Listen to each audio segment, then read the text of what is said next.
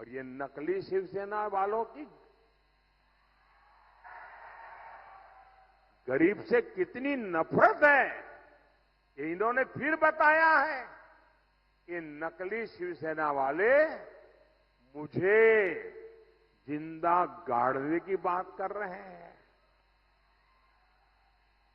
एक तरफ कांग्रेस है जो कहती है मोदी तेरी कब्र खुद देगी, और दूसरी तरफ ये नकली शिवसेना है जो मुझे जिंदा गाड़ने की बात करती है, और मुझे गाली देते हुए भी ये लोग तुष्टीकरण का पूरा ध्यान रखते हैं। मोदी की कब्र खुदेगी, मोदी को जिंदा गाड़ देंगे, और इसमें भी अपने वोट बैंक को पसंद आए वही गाली दागोगे क्या?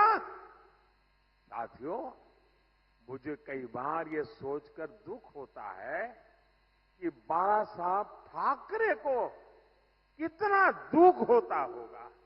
मैंने बाला साहब को निकट से देखा है, उनके मन को, दिल को छू करके मैंने देखा है। अब तो ये नकली शिवसेना वाले बम धमाके के दोषी को भी अपने साथ प्रचार में ले जाने लगे हैं।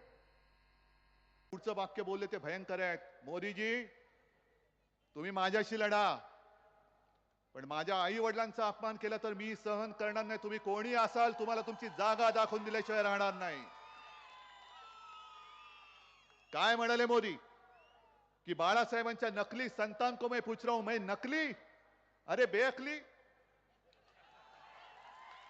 बेअकली माणूस आहे हा. माझा अपमान नाही, माझ्या देवता समान माझ्या माचा अपमान आहे, माझ्या वडिलांचा, माझ्या बाळासाहेबांचा अपमान आहे.